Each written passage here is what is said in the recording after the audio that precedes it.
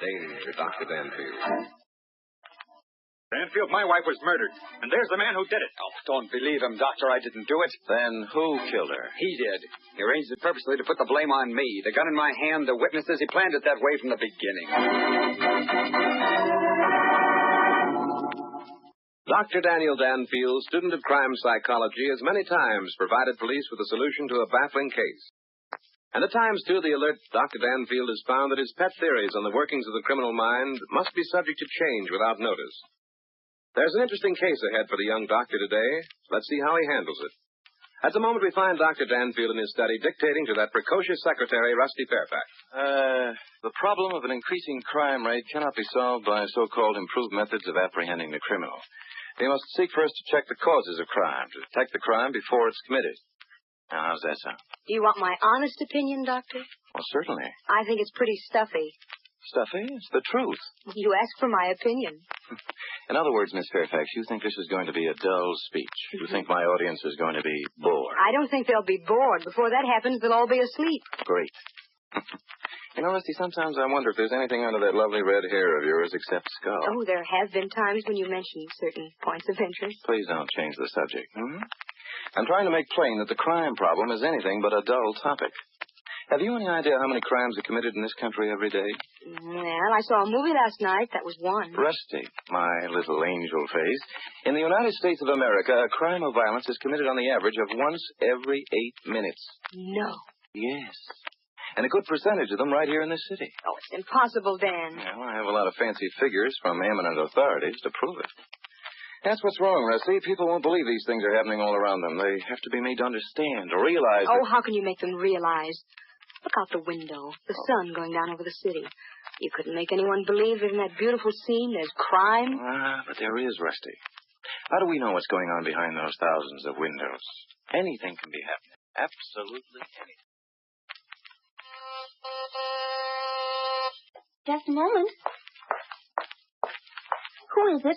Who's there? Who is it? Oh, it's you. Why didn't... Oh. Why do you have that gun? What are you going to do? Oh, put it down. Don't shoot! Don't!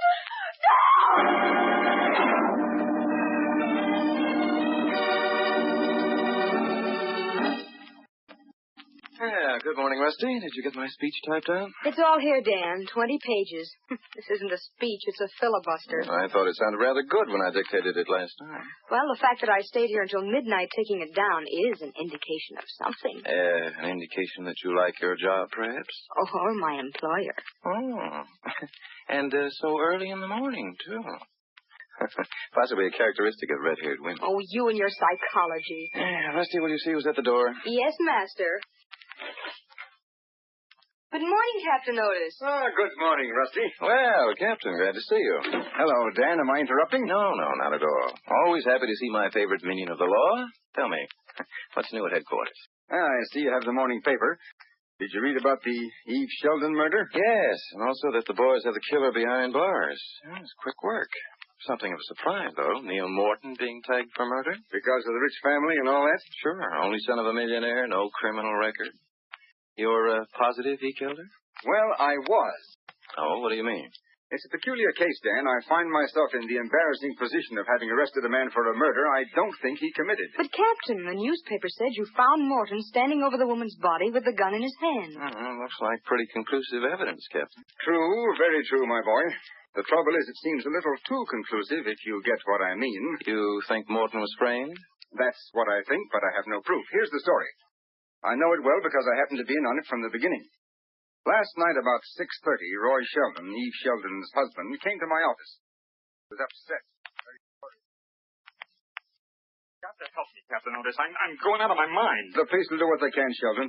But we can't go out to this Neil Morton and arrest him simply because you think he's fallen in love with your wife. Well, you could if I prove he's trying to break up our home and take my wife away from me. There's a law against that, isn't there? Can you prove it? Yes, listen. Neil Morton and I both went with Eve when we were in college. There was plenty of competition, but she finally married me, even though Neil had all that money. Go on. I told Eve I'd give her everything that Neil could give her after we were married. Well, it didn't work out that way. I had a lot of bad luck. So Eve decided she'd made a bad choice. Yes, Neil helped her. He kept dragging us down to that estate, showing off his cars and stables, his servants, rubbing it in. I appreciate your problem, Sheldon, but I still see nothing to justify a criminal charge against Neil Morton. But you will. Tonight, in half an hour, Neil is coming to our apartment to get Eve's decision. Decision? Yes. 2 days ago, I overheard them talking. Neil was trying to sell Evie the idea of divorcing me and marrying him. Apparently, he'd been trying to talk her into it for weeks. Promised to give him her answer tonight. Well, what do you want me to do? Wait. Tonight, I'm supposed to be at a lodge meeting.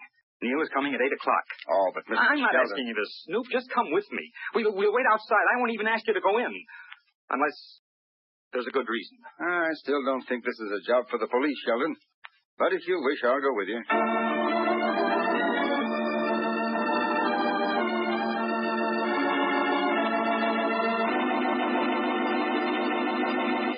In a moment, we'll return for the second act of Danger, Dr. Danfield. But first...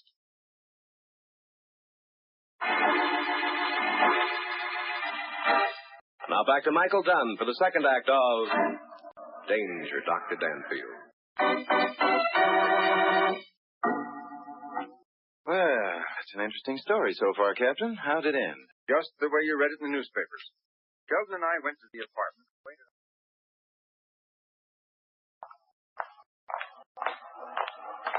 Let's wait here in this doorway, Captain. He'll be here soon. It's almost 8. You know, Sheldon, this is a job for a private detective, not the police. You may not think so later. What was that? Well, there's no telling what Morton may do if Eve turns him down. Stand back. Here he comes.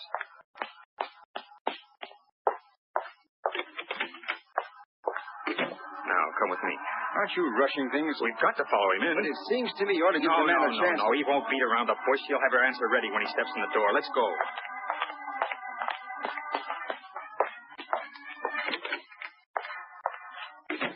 This is our apartment. Go on in, Sheldon. If you run into trouble, you can call me. Don't leave. Don't worry, I won't.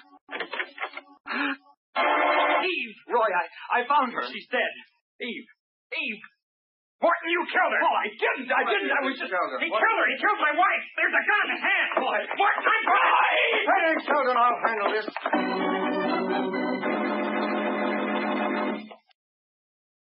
So you see, Dan, I had to arrest Neil Morton and charge him with the shooting of Eve Sheldon. I see what you mean, Captain. I also see a couple of other things. What, Dan? Well, I can see, Rusty, what Captain Otis meant when he said the whole setup was too pat. Well, what's pat about it? It seems to me that Captain Otis caught Neil Morton red-handed. What was Morton's story, Captain? Well, he told rather a fantastic tale about Sheldon coming to see him about 7 o'clock last night. And Sheldon told Morton that Eve was sick and wanted to see him. Morton have any witnesses to that? Well, no. Tell me, how about the shot? Did anyone hear it? No, it looks to me like Morton's a dead duck. Not yet he isn't, Captain. Now, as I understand it, there was only one set of fingerprints on the gun. Yes, Morton's. That's one of the problems. Now, doesn't it strike you as rather strange? Morton must have had the gun in his pocket when he entered the room. Now, even though his sole purpose in being there was to murder Eve Sheldon, he would have had to handle the gun several times. Yeah, so Morton's fingerprints should have been all over it. Right. Prints would have been made when he put it in his pocket at home, when he took it out of his pocket, and when he held it in firing position. And the fact that there was only one set of prints would indicate that the gun had been wiped clean before Morton touched it. Exactly. Looks to me as though Morton came into the room, found Eve dead on the floor with a gun beside her, and instinctively picked it up, at which point Sheldon arrived and began yelling bloody murder. Well, it's still only a theory, Dan. It doesn't prove that Neil Morton didn't kill Eve Sheldon, and it doesn't prove that anyone else did. I can't see that we're any better off. Oh, but we are, Rusty. We're reasonably certain that it wasn't Neil Morton who killed Eve. Now, the next thing to do is to have a talk with Roy Sheldon. Let's go, Captain.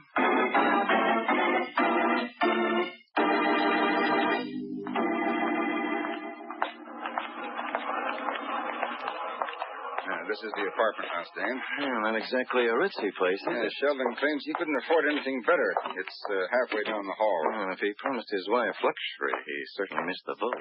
Yeah. Well, here we are.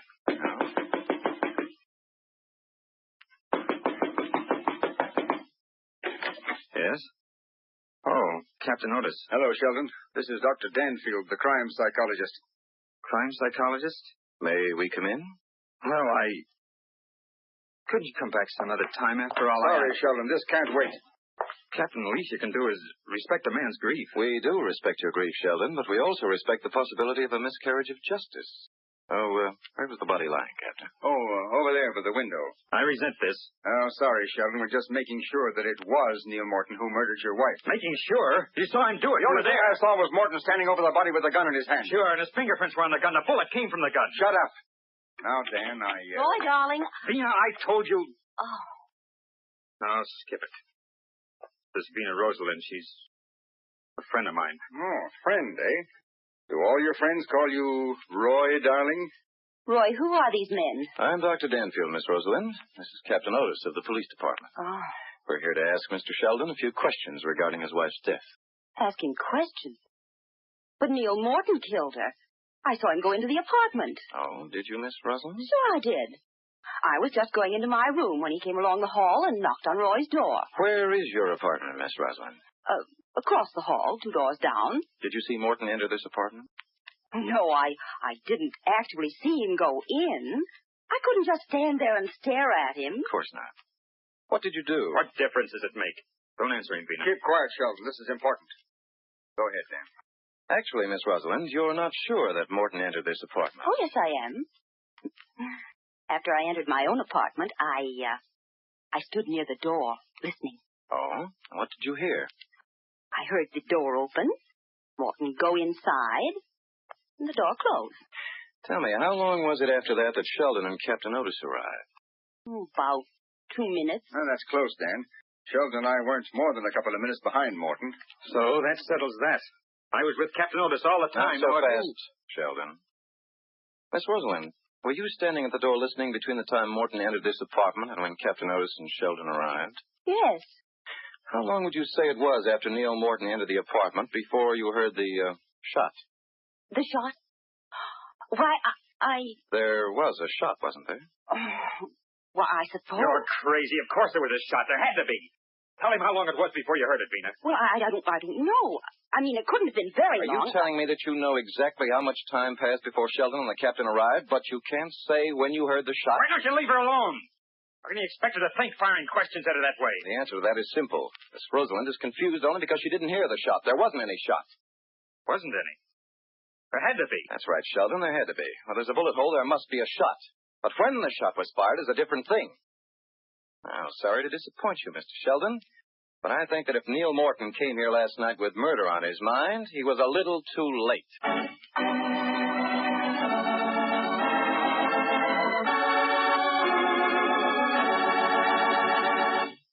In a moment, we'll return for the third act of Danger, Dr. Danfield, but first...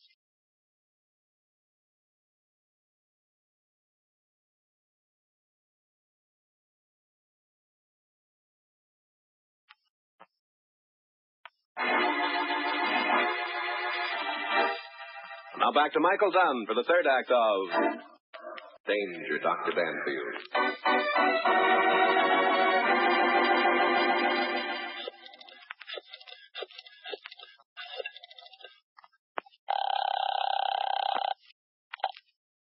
Dr. Danfield's office. Hello, Rusty. This is Dan. Dan, where are you? I'm at a drugstore near Morton's place. Now, I want you to call the Sheldons' apartment, explain who you are, and tell them to pick up Vina Rosalind and come out to Morton's home at once. Where's Captain Otis? He's going down to headquarters to engineer Morton's release. To engineer Morton's release? Well, then he isn't guilty. After you make the call, Rusty, grab a taxi and come down to Morton's yourself. Oh, by the way, bring your notebook, will you? But Dan, suppose Sheldon refuses to come. I don't think he'll refuse, Rusty. That's all. Goodbye.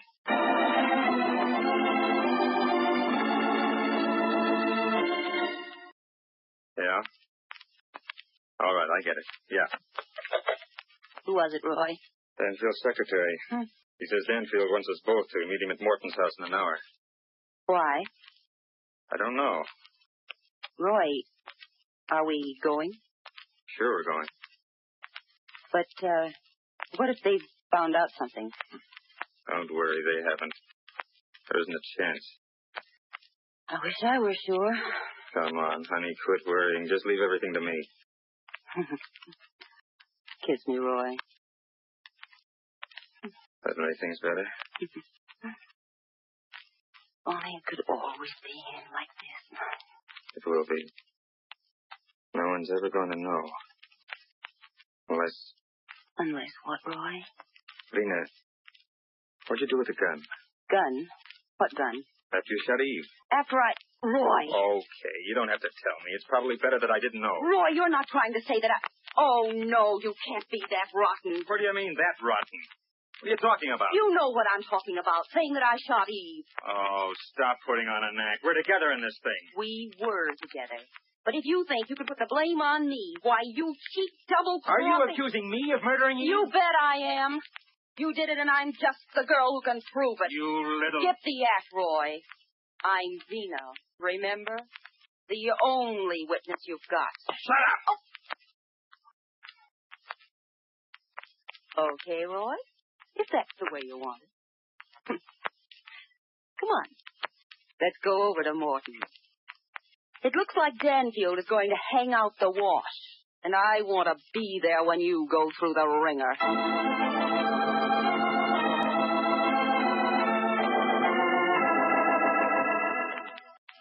Well, Mr. Morton, I've looked forward to meeting you. I hope you don't mind if I ask you a few questions. What if I say I do?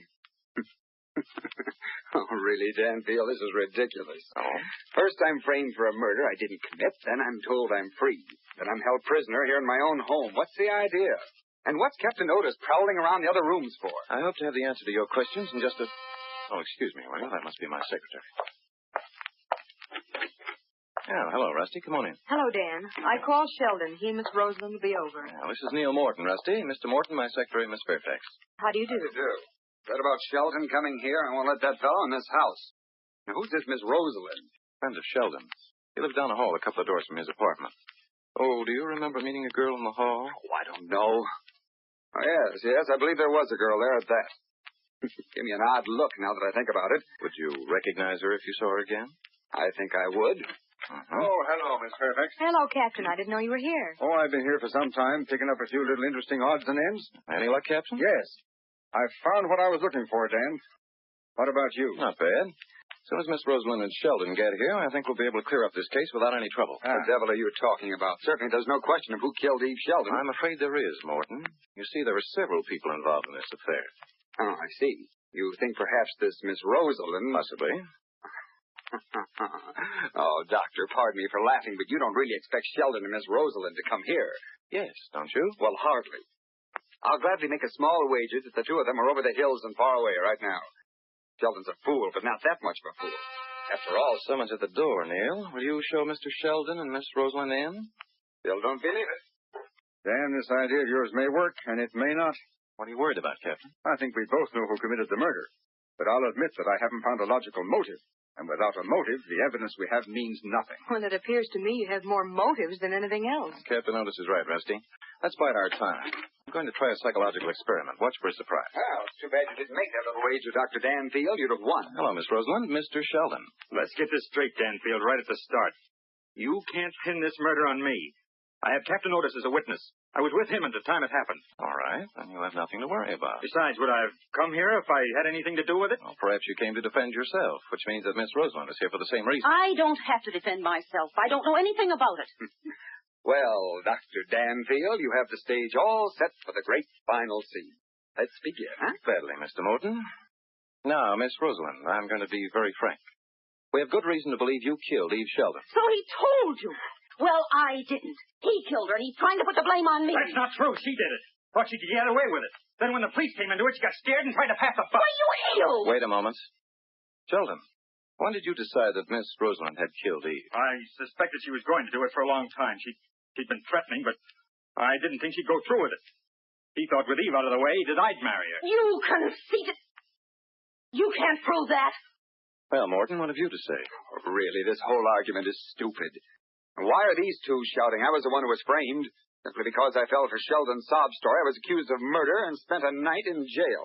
Well, the odd part of it is, Morton, you weren't framed. You only thought you were. But I don't get that. Well, you will in a minute. Sheldon, I'm asking Captain Otis to arrest you and Miss Rosalind and charge you with obstructing justice. Obstructing justice? What is this? You both claim you knew the other had murdered Eve, and yet you allowed Neil Morton to be arrested for the crime. What neither of you knew was that Neil Morton actually did shoot Eve Sheldon. Oh, really, you're quite an amusing fellow, Danfield. Tell us more. All right, Morton. Captain, what was it you found in Morton's bedroom? A silencer. Here it is. Recognize it, Morton? Well, of course. It's mine. I've had it for years. So what? So you used this silencer on the gun with which you shot Eve Shelton yesterday evening. That's very interesting. Unfortunately, it isn't true. Oh, isn't it? Morton, you'd been in love with Eve Shelton for years. When she married, you were furious. Still, you thought it would be easy to win her back because you had money and Sheldon had nothing. Danfield, this is stupid. Oh, wait. Yesterday evening, about 6 o'clock, you went to Sheldon's apartment. You shot Eve using this silencer on the gun. Oh. You left the gun there, but removed the silencer and came home. And who's going to believe a story like that? Well, naturally, I have proof, Morton. When Sheldon came home, he found his wife dead. He thought Miss Rosalind had murdered her because she threatened to do so. That gave Sheldon an idea. He saw a chance to pin the murder on you, whom he hated, and let Miss Rosalind off free. Oh, you're still talking nonsense, Danfield. Would I walk into Sheldon's apartment if I already knew his wife was lying dead on the floor? Yes. You reasoned when Sheldon came and told you his wife was ill and asked you to go and see her that he hadn't discovered her body. If you refused to do as he asked, you'd be giving away yourself completely. Oh, and just how do you think you're going to prove all this? I'll show you. Miss Rosalind, when was the first time you saw Neil Morton? Why, I don't remember. Oh, yes, you do.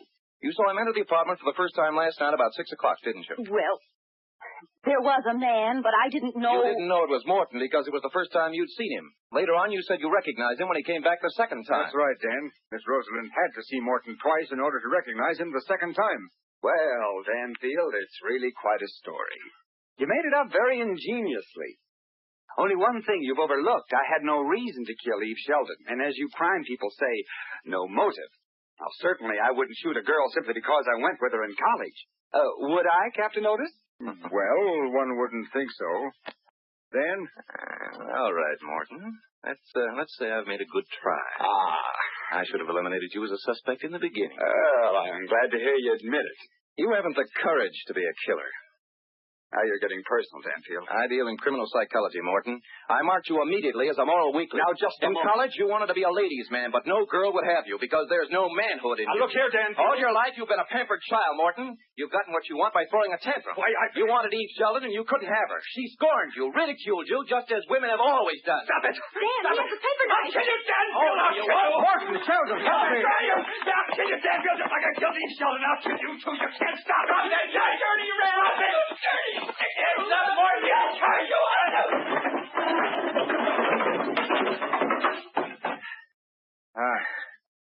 Nice punch, Dan. He's out cold. Well, Captain, there's a successful illustration of applied psychology. Well, you can call it psychology, Dan, but it looked to me like a perfect left hook.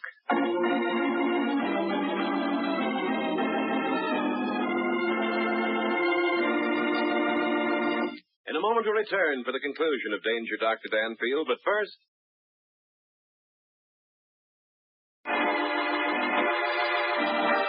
And now for the conclusion of Danger Dr. Danfield. Draw up a chair, Captain. Yeah, thanks. Plug in the percolator, Rusty, will you? Some hot coffee will do us all good. It's plugged in and practically perking. Now, let me look at your arm. Huh? Did he get you with that paper knife, Dan? Yes, but not where he intended to, Captain, fortunately. Dan, that's a nasty cut. I'll get the first aid kit. But I want to know, Captain, who pays for sewing up the rip in the sleeve of this suit? Oh, don't let him fool you, Captain. That coat's been ready for the rag man for years. Blabbermouth. I thought we were all through, Dan, when Morton brought up the motive. Up to that point, there just wasn't one. Well, I played a hunch that time, Captain. I have known men like Morton before. Under certain circumstances, they suddenly revert to childhood. The hysteria of frustration.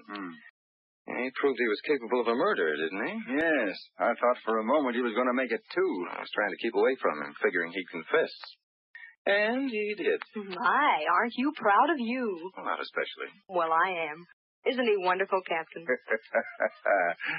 Yes, and he's pretty, too. That'll do, Copper. Well, I got to get back to headquarters.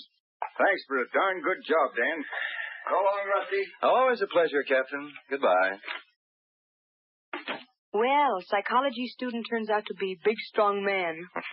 Gee, Dan, I was so scared I'm still shaking. Well, why were you scared? Morton's after me. Dan, Hmm? I think I have something in my eye. Well, put some cool water in it and don't rub it. Oh, Dan, sometimes you make it very difficult for a girl to be a lady.